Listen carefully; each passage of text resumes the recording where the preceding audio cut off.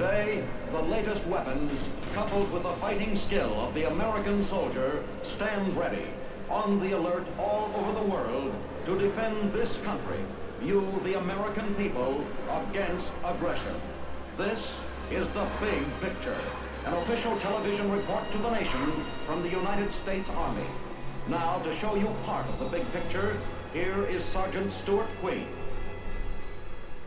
A little over 100 years ago, Commodore Matthew E. Perry landed on Okinawa. He was so impressed with the strategic location of the island that upon his return he urged Congress to negotiate with the islanders in the hope that Okinawa might become a United States possession. At the time, Congress was uninterested.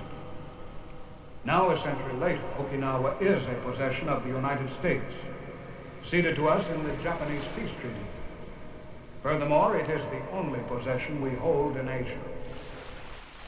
In 1853, Matthew E. Perry landed his Asiatic expedition on Okinawa. Despite its primitive appearance, he was so impressed with its geographical location and potential as a trading post that he left a body of men on the island to make a more detailed survey.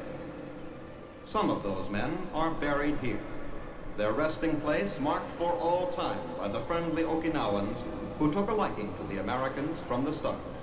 The survey confirmed Perry's views. It was not until 1871 that anyone expressed further interest in the primitive little island. And so life in Okinawa changed very little over the years until the outbreak of World War II.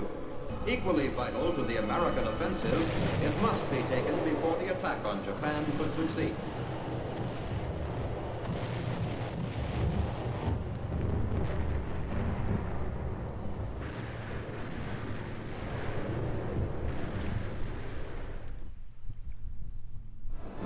Under our proprietorship, Okinawa has progressed markedly and gained much. But no matter how much we do for the island and its friendly people, we will have gotten much more in return.